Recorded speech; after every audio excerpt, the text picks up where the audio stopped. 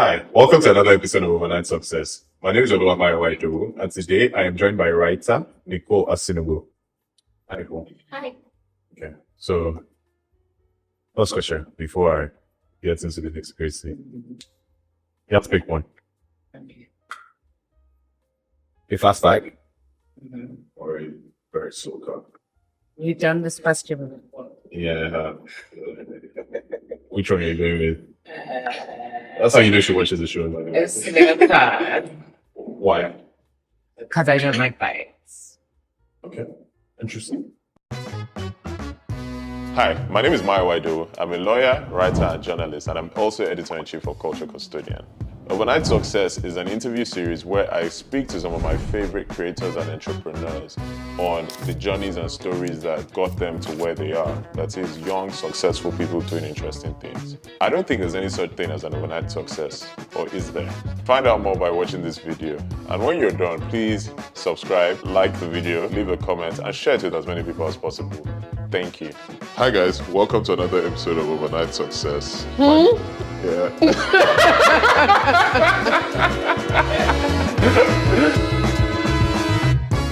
Okay, so let's first of all start with your childhood. Okay. So, your father was a child soldier in the Biafra. How, I think that's very interesting, but I also think that it's also very Deep. Yeah, it's very deep. So, how did that influence your childhood growing up? First of all, my dad, he has like a scar running from the top of his belly to the end. And he has like keloids on his back. So when I was younger, I would be like, "Hey, why do you have this scar?" And he would say he gave birth to me. So I would go to school and tell people that my dad gave birth to me. And they would be like, "That's not possible." I'm like, "No, he did." And so my dad then had to be like, "I didn't give birth to you." I was in the war and basically explained what happened. So I think when I was younger, we just knew this story, but it seemed far away. But it was as I got older that I started realizing how intense and how serious and how young he was, because he was 14. Okay. But he didn't talk about it and still doesn't talk about it much. But we have heard stories here and there, but it wasn't something that influenced my childhood. It was just like, that's what it was. Like him and his brothers were child soldiers. Okay. Kind of piggyback on that. So, if you didn't really, like, obviously it's one of those things that's so traumatic that people don't discuss, but did it create a sense of, like, pride in your heritage? Like, obviously knowing the fact that, I guess obviously you go out and you learn about this war, and then you realize that, oh, this is like the thing my father actually fought in. Like, how did that kind of influence your sense of self, I guess? Yeah, I think it was just like, one of those things when people say like, it was till I went to America that I knew I was Black. Mm-hmm. So it's one of those things where that's just what it was. So I don't think I really understood the influence that it had until I would tell someone. And I remember even my sister's husband is American. And I remember telling his mother the story. And she was like, I think she cried. And we were all like, Well, she was devastated, a child, but us, we're so, there's something wrong with us. Because we're just like, yeah, he was a child soldier. Okay. And so I think it definitely just, me being Igbo and what that stood for and what the war stood for and meant, it definitely shaped me for sure. But I don't think I even realized it until much later. Okay. So kind of saying about your childhood. So you kind of have like this very interesting background in that you grew up across like two different places. So if I'm correct, I think the States, the UK and Nigeria. Not the States. Okay, yeah, the UK and Nigeria. And what was that like for you as like a young child? I mean, it was cool because I had different experiences in Nigeria. So like, we grew up, I barely grew up I was born in England, and then at 6 or 7, we moved to Nigeria, but we moved to the east. So I actually have like a lot of my childhood in Owerri. Okay. And so I think just having that experience was definitely kind of shaped me in a different way. Just made me more, I guess, just open to like where I'm from and my culture, and just like it just being like second skin. And then I did secondary school in Lagos, so that kind of opened me to the world, you know. And then went back to England for school. But my sisters were born in America, so and they're pretty much very much American. So sometimes with my accent, they can just be all over the place. We were all in, you know, yeah, we all grew up in different places. So something you spoke about, which was going to secondary school in Lagos, you went to Queen's College, which is Iconic. Yeah. there are lots of thoughts and perceptions that come with when you hear the name Queen's College. When you're kids, what was that experience like? So, like, I always tell people that I'm not a QC girl, you know, because basically QC girls have this reputation of being like, you know, cool, or like, you know, boy crazy, or, you know, it's a little bit fast, but I was the slowest snail, scaredy cat. I was a boarder, very much overwhelmed, writing letters to my parents, begging them to save me from the throes of boarding school. So I feel like my experience in Queen's College was so different. It wasn't like this cool dated Casey boys. No, like I didn't date anyone, and I didn't do anything notable. So yeah, just dodged seniors and tried not to die. Were there any interests or like things that you kind of that animated you at that stage of life? Stories. Good about I that. There's this interview where he says, somebody's interviewing Mike Tyson, and he says, "Go further." You seen that? No, I haven't. But So, such a great like. Anyway, so yeah, I think basically people were just, there were so many different characters, from the headmistress to the class captains to the senior girls to the junior girls, to there were so many different dynamics, and I think I found it very interesting. I had a very like sheltered childhood. Like imagine coming from England, going to the east, you have to be back home by 7 p.m. Like I just hadn't really been around a lot of girls and different people from different walks of life. So I think QC really exposed me to that. But because I was a bit, I don't know, reserved and scared of the world, I would just write about the people that I would see and encounter. So I feel like that actually started my storytelling. I would write all these stories in my journal and diary, sometimes get in trouble. There was one particular day where like the girls in my class found my diary, and I just remember I had this, I don't know if I made this up, but I just remember like under the tree, like a bunch of girls like reading, and like I was like, you know, basically crucified for chatting shit.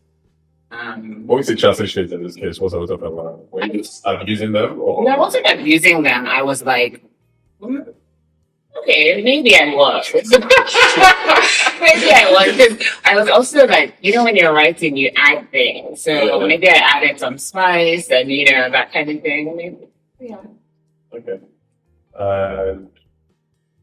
After QC, you went back to England to either year 6 months. Eventually, you decided to study law. Yeah. So walk me through that process, particularly as you kind of have started to kind of see that you have an interest in stories. Like, so why did you decide to go law? So I would love to say my parents forced me to study law, but they didn't. Like, that was actually my decision.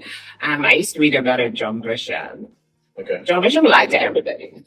Yeah. I because I used to read about it, I know what you mean. Yeah, like it just painted law like stories and, you know, fast paced and bringing people together and fighting for what's right. And I don't know, it was just such an interesting world.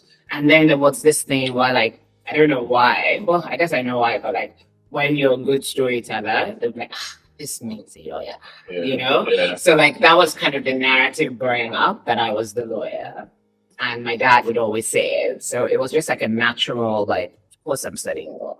Yeah. In your case, so like now we're talking about the fact that, yeah, you couldn't, like, you didn't find like a pathway where you felt comfortable expressing yourself. So when did you now find that pathway?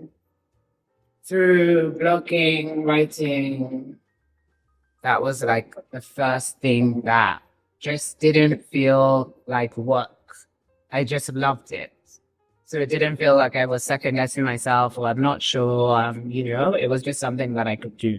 I see something, I admire someone, I talk about it, I write about it. So I think it was writing that just always felt natural to me.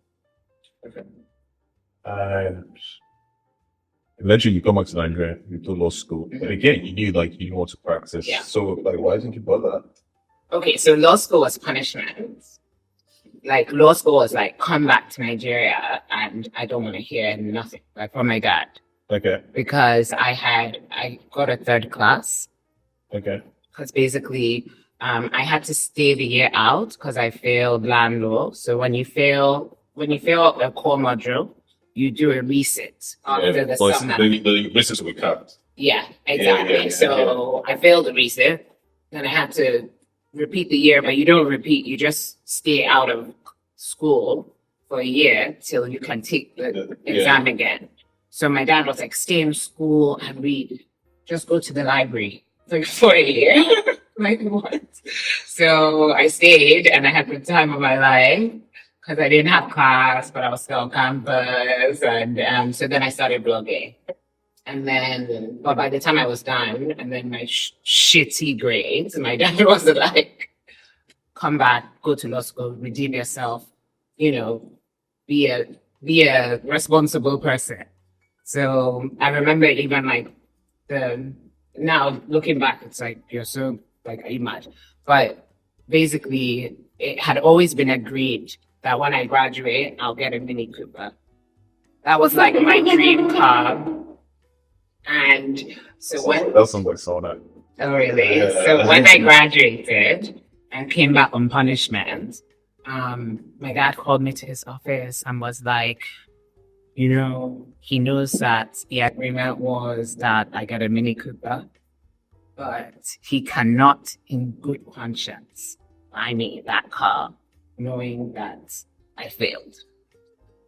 And my cousin, my first cousin, had just finished law school. Okay. On a 2-1. So he was like, I'm going to take that money and I'm going to split it into 2 and I'm going to buy you both cars. And then he ended up buying me a Picanto, a Kia, both 2 Kia Picantos. And I remember being so outraged. Could you physically have Picanto? I could. Surprisingly enough, you know, it's a tiny car, but like surprisingly enough, but I was outraged. I was embarrassed. Like all my friends, my friends are already driving cars like that. Like, but I don't know. Picanto is a Picanto. Yeah. You know, so I was so embarrassed. I was just like, what are people going to say? I'm driving this car. I like it after failing. But then that car, first of all, and then my cousin was like over the moon to get a car. She didn't have a car before, so she was over the moon. She didn't expect it, you know. I remember just being so annoyed, but that car became the roll car for all law school. That was how we'll go to town to go to the club. That Picanto, my friends used to call it the Bentley. Like I was taking the Bentley. So that was our like roll car, like. You know, that Picanto served me well. But a lesson that I actually learned from that experience. So after I finished, you know, driving this Picanto for like, I think I drove for like 2 years. My dad ended up gifting it to, I was moving to Lagos. The Picanto could not come to Lagos with me because I was on in Abuja. And so my dad ended up gifting it to my uncle's wife in the village. And he sent me a video of her and all these women dancing around the car. And that was a very pivotal moment for me because I was like, you are a spoiled brat. And one man's you know, like it was a One African thing, another one Mexican thing. Right, yeah. Yeah. Okay, so there's something you were talking about, um, and it sounded very mixed to me because you're talking about fading, and that obviously being like a period where maybe personally anyone, I mean, I know the times I feel it, just want to talk to read, I think talk to anyone, cried about it, and just still did it as long as I could. Right. But in your case, you're kind of talking about it as like a period of almost like self-discovery. Like you're like, oh, this you mean I don't have to go to school? Like I can do all the things I want to do, and like I'm in uni. Like so, I'm very curious about how you kind of navigated that. Like because that sounds to me like a lot of mental gymnastics in a way that maybe I guess I can't relate to it. I wish I could. I think I had struggled so much with law that I almost like gave up. I'm sure if I had tried harder, I probably would have cracked it. I think with law, you can't skip steps. Yeah. So I'm a very good crammer, which is why I did well in law school in Nigeria. Because you don't have to understand. Yeah. You just need to cram. Yeah. I can cram anything. But to apply your knowledge is different, or to really understand. So I think once you don't fully understand, you just can't get it. So I think I just couldn't get law. So the year off, obviously I was devastated in the beginning. Like when I found out, that I was so ashamed. But I've done that, for you guys. You know what I mean? And then I was alone, and I remember my dad had already paid for my apartment. I wasn't living on campus. Like, let's go. Like I had a ball. It was great. I had a really, really great time. And I feel like it was actually a really pivotal moment for me in my life because I actually finally had this space to explore what I did like.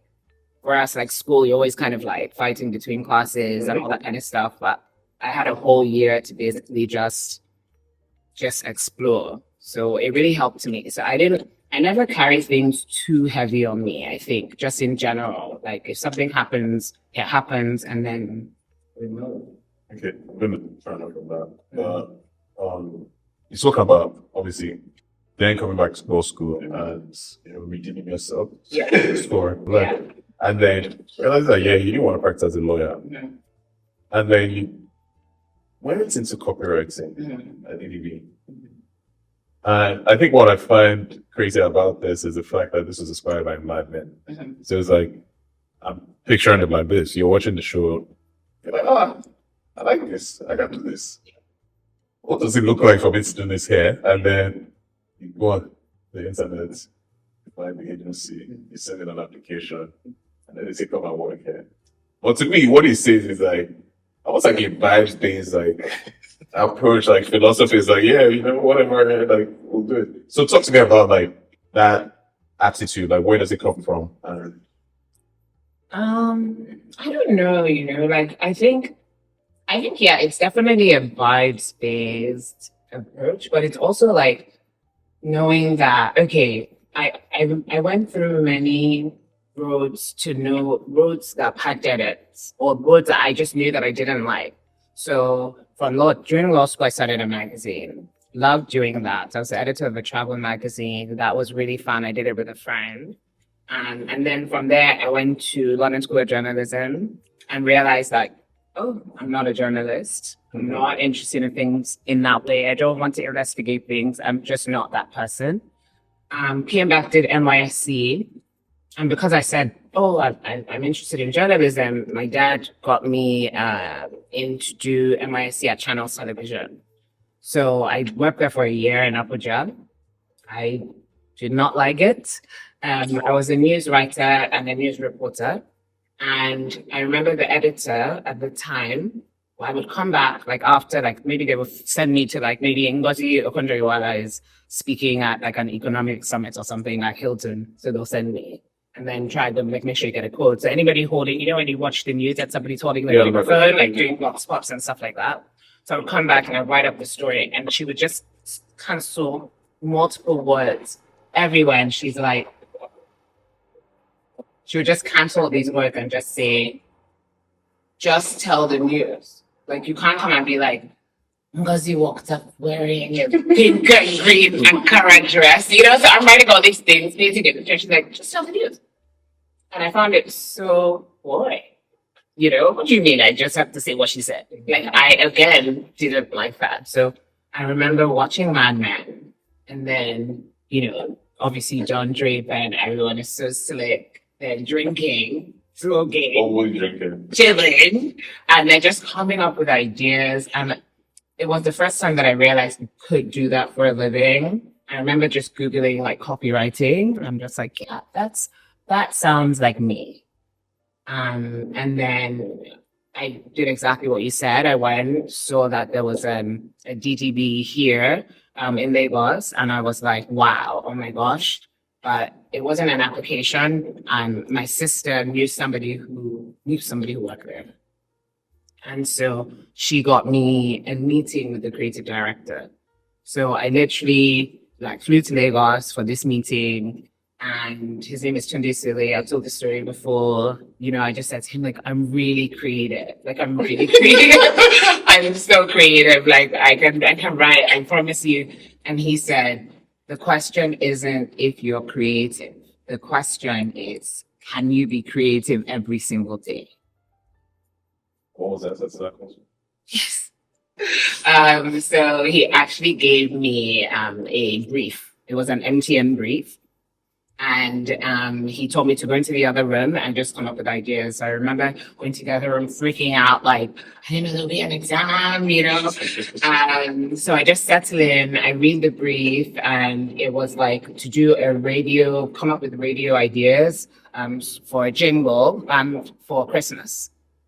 Of radio ideas for Christmas, a Christmas campaign. And so I come up with a couple of ideas, and, you know, I think they're all rubbish, but I'm just doing my best and coming up with all these ideas. So I take it back to, after like an hour, to the creative director's office, and he's reading, he's so quiet. And then he's reading, and then he like chuckles. He's like, is that a good chuckle? Or like a bad chuckle? And then he finished and he goes, you know, there's some good ideas here, but you see where you wrote insert Christmas jingle?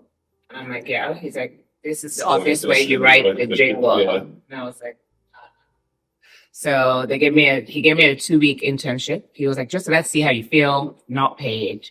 Just come in, and, you know, we'll put you with some graphic designers, some art directors, see how you like it.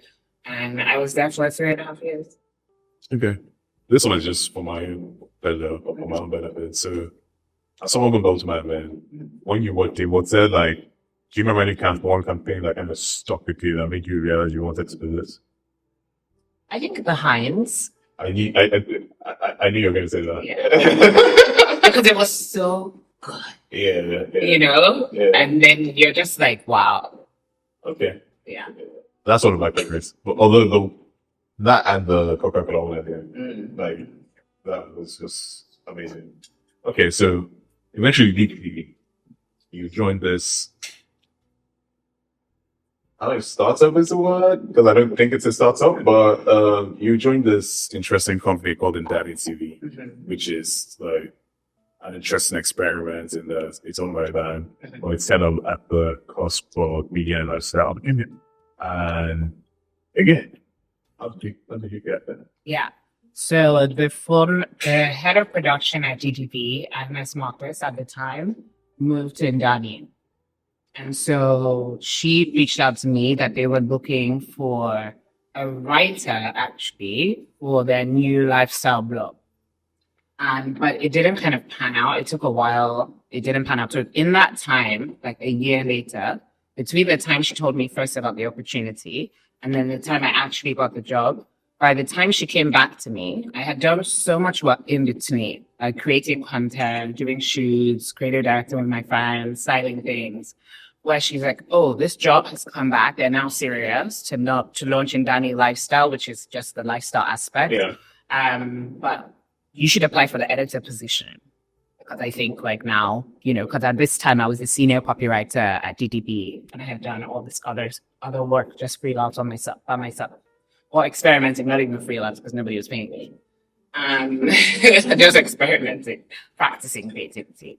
And yeah, so she said apply for the editorial position. And so I remember the first meeting I had with, the interview I had with the then head of comms. Her name is Lola. She's left now. Okay. And she was this like devil wears Prada kind of character. You know, just how she just presented herself, very fabulous, quite mean-ish, you know, looking. That's how she presented. And I remember being in her office and she was looking at my portfolio, my online portfolio.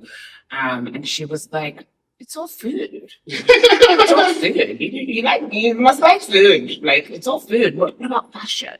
What about fashion? What about music? You know? And I was like, oh, I've read about fashion and music too. It's just that a lot of the shoots I had done were like restaurants and stuff like that. And so she was like, she just wasn't sure. So I left, she was like, you know, send me a proposal on like how you would approach the blog. And let's see. Which people are hesitant to do because everybody is scared of the ideas. You know who? That did not come from me.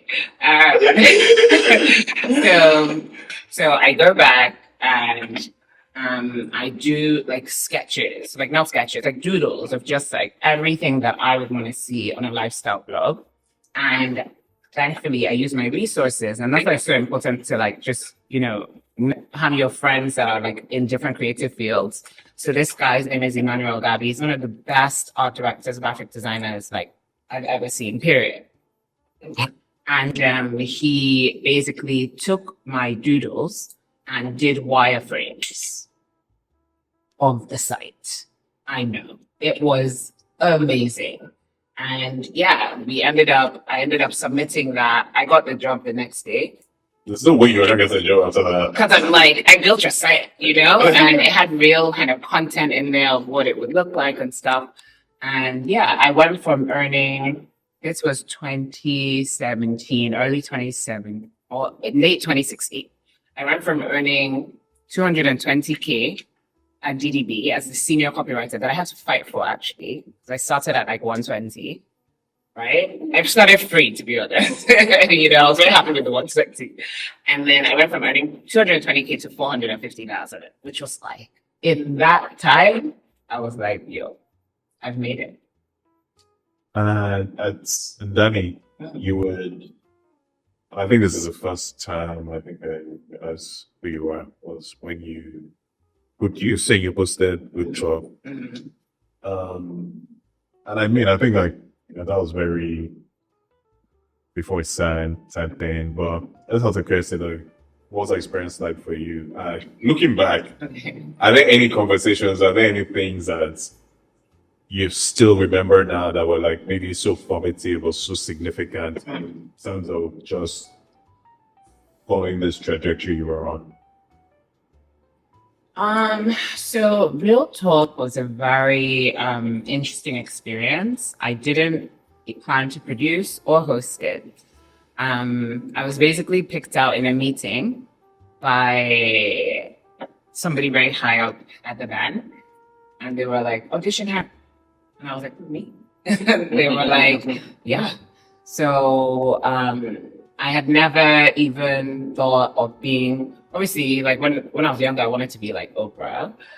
But that was just, you know, but I had never really thought of myself as a host and stuff. So I think it definitely pushed me into this, you know, role that I wasn't quite ready for. I think what it taught me was, but then I ended up producing. I didn't produce immediately. Okay. I ended up producing mid-season. And What happened? I don't think I can talk about it. Okay. Yeah, there was some drama. But I ended up producing mid-season. I had differences, creative differences with the producer at the time. Okay. So I ended up producing, and it was so much better when I was producing. I didn't mean it the way it sounded, But the environment was just, and it made me understand the role of a producer and the importance of having like a very warm environment. Even walking in here today, like everybody was chilled. It wasn't like chance, okay, you're coming, blah, blah, blah, blah. Everybody was just chilled. So we don't operate that type of workspace. Exactly, exactly. So I think it's very important to have a very chill workspace. So yeah. Okay.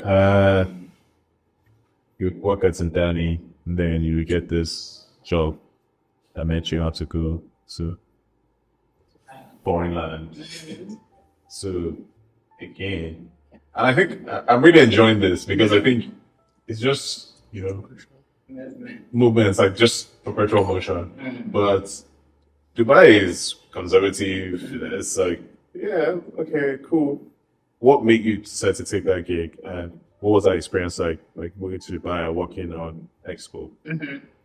So while I was at Ndani, so actually rewind. When I was at GDB, there was this girl working there who joined while I was working. Her name is Ronke.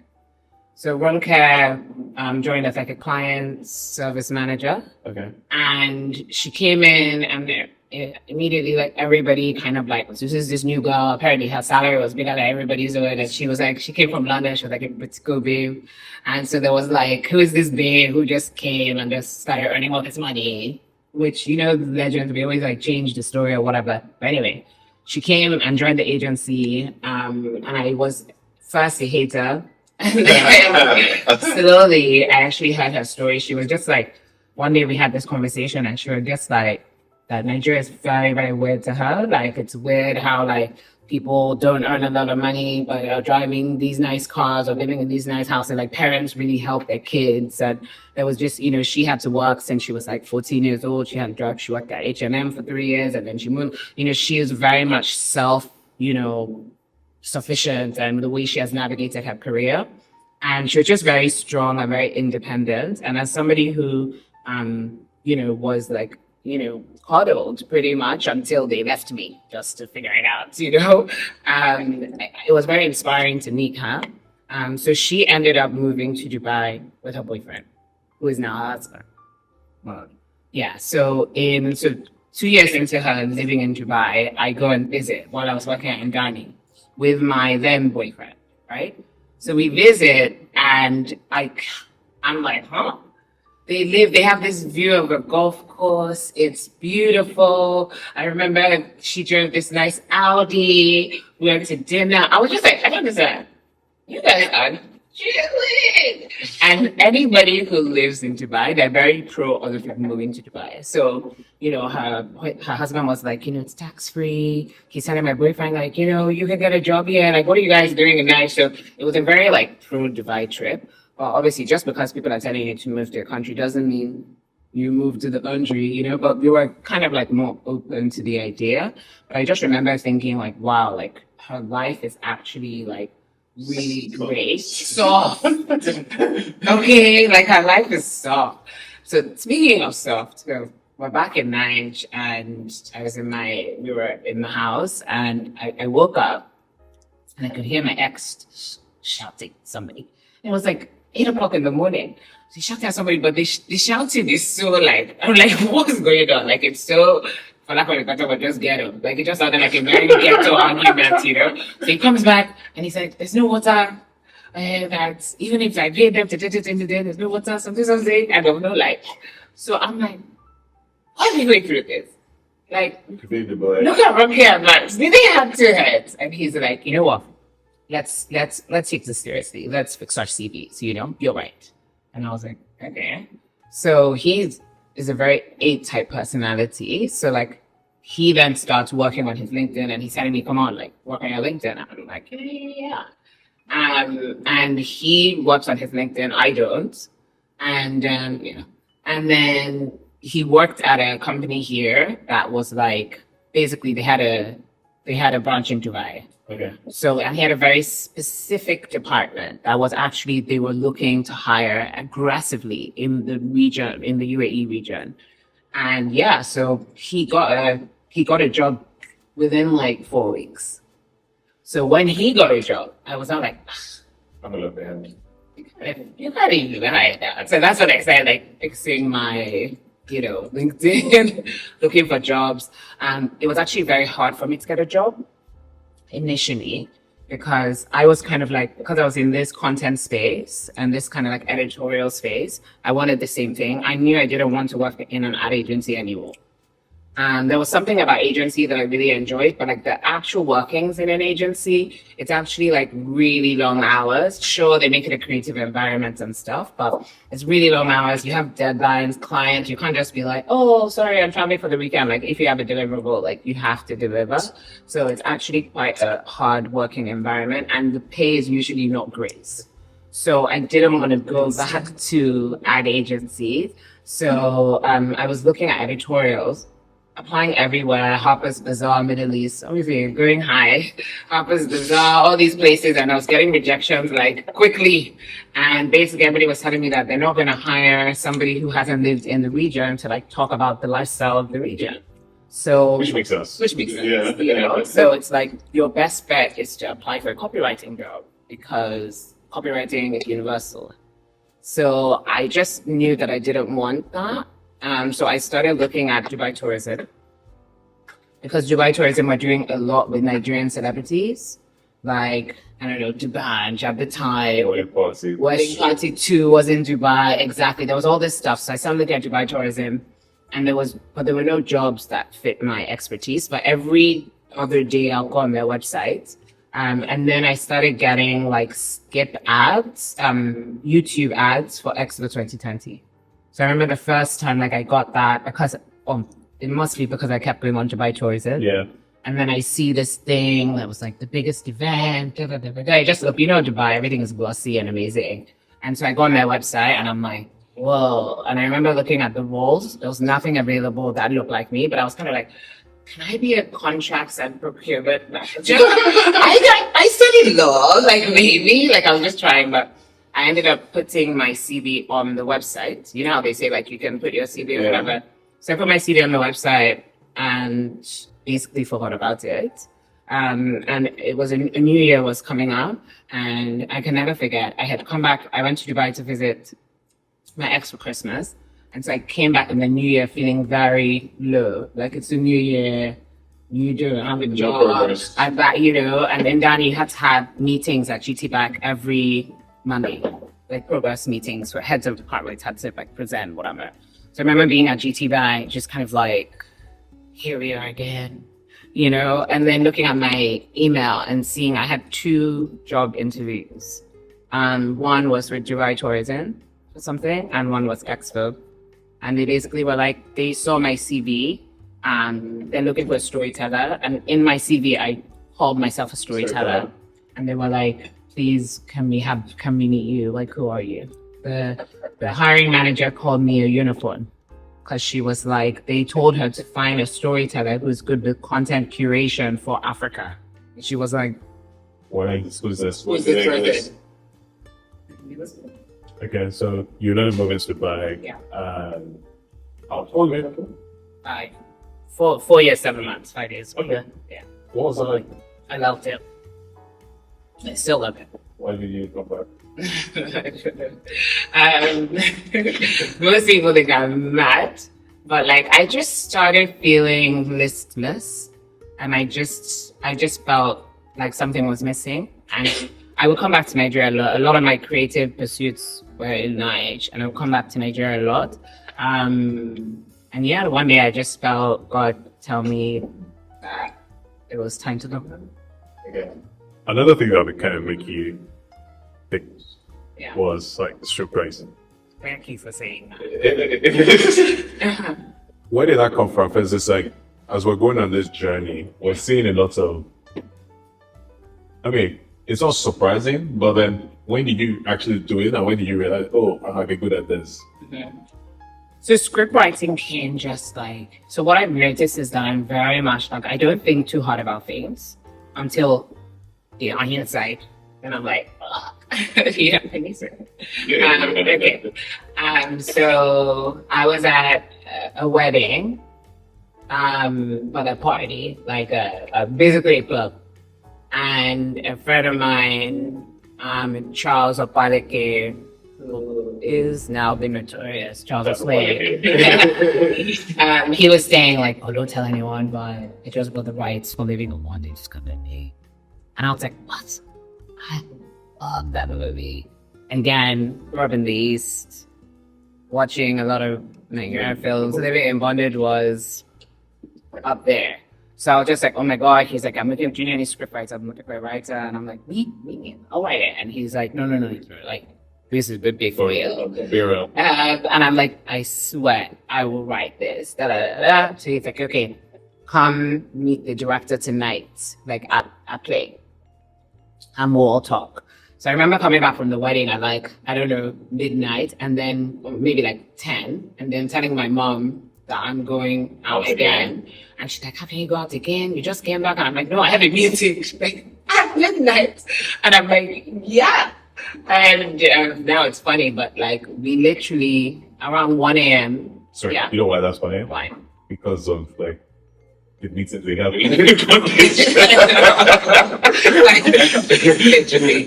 literally.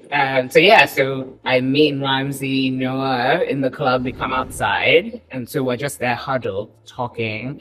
They wanted to be about Angie's son. They wanted to be new. They wanted to be slick, whatever. And we're just talking. And I remember the next day, people saying like, "What were you doing talking to Ramsey Noah outside for an hour?" That is interesting to me because I've had so many experiences of people teaching me in the club. I can't hear what they're saying. Like, it's like, you know that thing of like, "Yeah, bro, trust me. And like, you guys are just basically telling yourself like, "Bro, trust me. But you know that nothing is coming of that conversation. So you guys' case, like, who took the next step towards making everything happen? Charles, first of all, we were at Charles's club and we were outside. So we already knew the huddle was serious. If you leave the club to come and talk, then you came to talk about something. And then it was also very much like, Charles is very much like let's sit, let's talk, let's move. It can be a good thing, sometimes maybe not, but you know, I guess sometimes as a businessman, you just make these decisions to move ahead. So it wasn't kind of like they had the conversation and then they told me to write a synopsis. So they said, based on what we've spoken about, based on your own ideas, come up with a synopsis and we'll see. So then when I got home, I was like, how do you write a movie synopsis? You know what I mean? Because I'll work forever. Yeah. So I wrote the synopsis, sent it to them. They liked it. And then they were like, okay, go ahead. But this was like ages ago. This was like 2015. Yeah. So it was a really long time coming. Like, it was like several years before they even got funding, before, you know, it took a long time. So something that's kind of like a common thread here is, I guess we want to use this audacity. So it's like opportunities will come and, you know, other people will be like, I can't do this. Like, you know, I'm just gonna pass by. Or in your case, you are like, bring it on. We'll find a way and like to make it work. And so what's like the underlying mindset behind that? Like where, like, I think it's just a belief that my creativity is like, can apply to anything and everything. So I don't think there's any kind of creative endeavor that I will say I can't do. Like, because I've just experimented in so many different fields, I would always just want to try. And then I could try and then be like, I don't like that. Like, for instance, I'm really good at interior design, I guess, but I don't like that. I don't like it. I like it for myself. I like it for, you know, maybe a friend that I can be like, oh, you should put this here. But doing it for people, I don't like it. okay, so another thing that kind of is staring me in the face is also like this. It's also you just network your way through life. Like, so from the DDB situation to getting a Ndani job, where someone thinks you're a great fit for this and you're building all these relationships. So like, you know, what's like your general attitude to just like what was relationships you're building and how you kind of are able to make friends with all these people who have ended up being so crucial in your journey? I'm just so awesome. I'm kidding. I'm kidding, kind of. No, I think honestly, it's just I really love knowing people on deeper levels. Like I really enjoy getting to know people. So I'm not just gonna have a surface one-off conversation and be like, "Hi," like I'm gonna message you after this and be like, "You guys want to hang out?" If you get what I mean. Yeah. So I actually just enjoy getting to know people. And so I think even like with Charles, like I knew him from the club. Like when we were in law school, he would, Yeah. law school girls, that kind of thing. But we would always have like just a really good rapport. Yeah, so I just always just like getting to know people on just a slightly deeper level. But I think ultimately what it is operating in excellence, like with whatever you're doing, because you never know who's watching you. So I think I've gotten a lot of recommendations. I've gotten a lot of, people just speaking my names in rooms that I'm not in based on maybe they've seen my work or they've heard about my work also. Okay, so you end up working on Bondage, and it becomes this moment of success. Did Really good. you expect that? No. My dad, because it took so long. It took 2015, 2016, 2017, 2018. Right? I think it came out 2019. Actually. Yeah, I think it was 2019, right? So every time they ask for a rewrite, and so many things. Like the first version I wrote, Andy Okike, the dad, was dead. And he was a ghost. Yeah. And then, so he would appear kind of like to the sun in dreams. And then I remember there was this meeting where kind of the compo was like, I can't leave it. This is my legacy. I was like, okay. So they were like, you have to rewrite it. And there was a running joke in my house that my dad would say, you are living in bondage. Is this same $1,000 they paid you 3 years ago?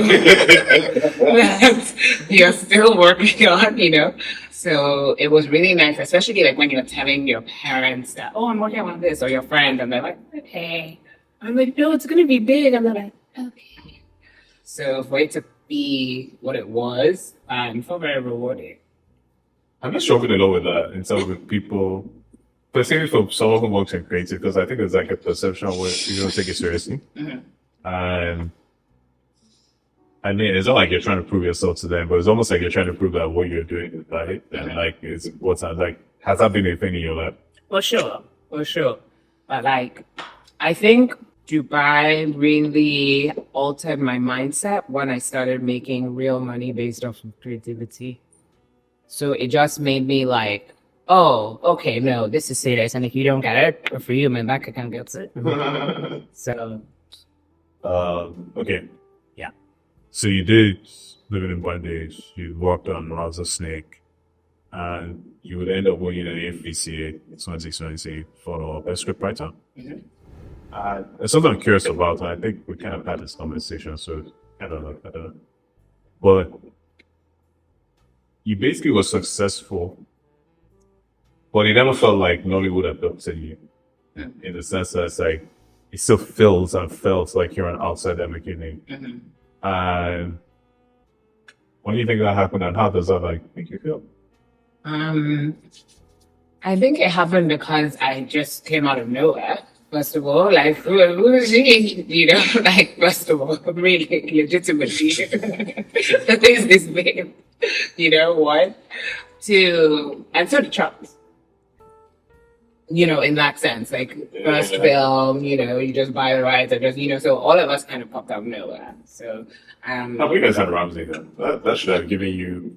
Yeah, like it did. And Steve Lucas as well. Yeah. So we did have people and stuff, but in general, just like for me, it was definitely random. I think also the fact that like I didn't live in Nigeria at the time. So I'm just like popping in for premieres and, popping back out and stuff. And then also I think, I'm going to try and couch this so it doesn't sound wrong. I think people are used to like the struggling creative. So the fact that like I just wasn't struggling and like wanting a mentor, like I didn't, Boss help me. you know, I didn't need that to do that. I think that definitely, I think if I had, you know, boss helped me to a few people and put me under your wing, then, you know, write long letters to you on Instagram. I didn't. Shots fired again. You know, sometimes I try not to be shady, but so yeah, I didn't have that experience. So I definitely just haven't, you know, been adopted. But I actually like it. I like it. I think it puts me in a position of power. I think it has let me say no a lot. I have turned down every single like person you can think of, and not in a Super for you. to the for you way, but just in a let me make sure this is the right decision for me, as opposed to I need this because it's my bread and butter, or you're the only way I can be successful. So yeah. Okay. And you said something. It's about Raiko stories. Yes. So, what was the inspiration behind that? Okay, so after living in Bondage and Rattlesnake, I would get all these DMs from people saying like, "Oh man, thank you, mentor me. I love you so much," and I'm like, "Huh? I need a mentor. How can I mentor you? You know?" And I think I definitely have like I don't know if it's age. I don't know. Like I'm 36, but I legit feel 27. So like when people I like, think about that. wow. Like, Yeah. you Yeah, see my so much- vibe is young. So like, yeah, so I just don't feel like you know? I just feel very like all of us need to figure it out together, you know? So so there was that. So I had a lot of people coming up to me wanting me to be this person who understood things and could help them navigate. So at the time I was like, okay, what I think is missing is a community, like where screenwriters can actually talk and speak. So I created something called the Writers Room. So the Writers Room was like a discussion board, kind of like Quora or Reddit, but for writers. So you could be like, oh, I'm struggling with my character, and then people can comment and stuff. So initially, to me, it was a really great idea, but the community felt like it only worked when I was part of it. It only worked when I was the one writing the challenges and people would comment, as opposed to it organically people understanding and essence of the discussion board. From that experience, I also realized some things. I realized that people don't actually want to learn alone. Like they want to learn together, right? But then I also realized that I didn't know so much. Like I would watch Succession and I would be like, damn, how they write like that? Or Mad Men, you know? So even with, you know, the success of Nollywood, I still didn't feel equipped, you know? So when I quit my job in Dubai, I went to film school, did a short 3-month course in LA, screenwriting program. And I remember just like being like, how did I write 2 films and not know the fundamentals of screenwriting? Like, we're out here just raw dogging it. We're out here, we're not, we are, I think, we're just here, just, oh, you don't write that, right? They'll just move. And then you're watching something, you see these holes, gaping holes. You're like, wait, how did it happen? Wait, who's that? Wait, who's this guy? Why didn't they finish this? And you're like, why is this happening? Why is this happening time and time and time again? Even with the good films, there's still stuff there like, but then it goes to development. We just don't have the time, the respect, the knowledge for development. So Write Good Stories is a development lab with the goal to write good stories. Yeah. I know you got something coming soon. So, tell me about it. Okay, so it's a TV show. It's 8 episodes. We've been in development now for 3 months. It's really exciting. It's music related. That's all I can say. Yeah. What do you want your legacy to be as a creator and a storyteller? Someone who did things well, wasn't afraid to try, and practice. I think it's so hard as a creative because when you put out your work, people are allowed to critique. Like they're allowed to, that they're allowed to say their opinion, they're allowed to say if they don't like it and stuff. But I think I always want to be someone who, despite opinions and critiques, continues to create, because I honestly feel like that's what I'm and all of us are on earth to do as human beings. Like, we were created to create. So I want my legacy to be somebody who created fearlessly, somebody who created with others. I think collaboration is so important. Like, I want to be part of a writer's room where people are better than me, where the ideas and the things coming out of people's mouths are inspiring me. That's the only way we get better. So yeah, I want my legacy to be all of this. Okay. So we'll come to the end. Listen to you. No, Yeah, I'm racking my head to be like, is there anything else to ask? But like, there's really nothing coming. So, it's the answer to 2 standard questions. You've worked this through, so I'm sure you get the premise. Well, the first one is, if you could pick, guests you'd like me to see me have this conversation with, who would they be? Oh. The first person I would say, you've already had him. Oh, So, yeah. Did someone say you? I feel like really? I don't know. I'm not 100% sure, but I feel like he sent you, which is kind of like a full circle moment, if it's correct. If it's correct. I think maybe. Me or Shiripe. What's that? She is a multi-hyphenate creative, but she works at Sony. Actually, no, she works at United Masters now. She left Sony. She's a music manager. I know her. I just didn't know her last name. She's the person who turned Adekame board into AG Baby. Yeah. I know that. Yeah. Okay, yeah. Okay, anyone else? And she's coming today, so maybe I'm gonna look that up. Okay, thank you. I appreciate that. Yeah. Anyone She else? might sing. Anyone else?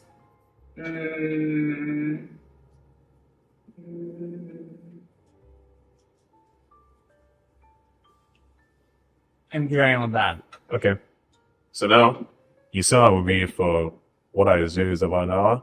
Might be right, might be wrong. And you've allowed me just pass through every facet of your life. So I think it's very fair that I put myself for. So, is there a question you'd like to ask me? Yes. Okay, good.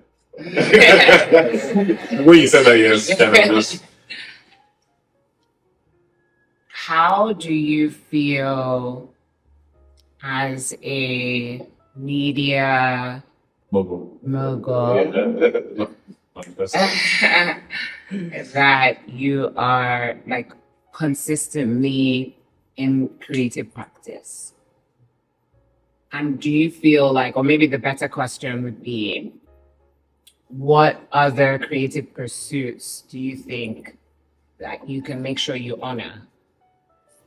So that's the thing, like, it's like peak narcissist or whatever. But I always tell people, like, I feel like there's so much I want to give the world that I don't even feel like scrap this up there soon. And I also don't feel like I'm in a hurry because I feel like when things are right, they will happen. So there are all the things like, the ideas you have that, like, they're the books I want to write, they're the documentaries I want to produce, there are stories I want to tell that I haven't figured out what format or how I want to tell those stories. But I think just like being powered by curiosity and just doing the work. Because I think in lots of times what people forget is that there's work to be done. So it's like sometimes we fixate on the idea of the work or how we think the work should be, but like nothing's actually being done. And so I think it's like it's something that comes with just putting yourself in the arena and saying, you know what, I'm going to be flexible. I'm going to try all these things. I'm going to have all these ideas. I'm going to kind of, you know, try and bring them to life.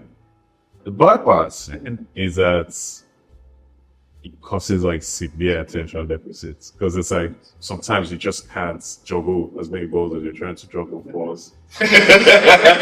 But you can't.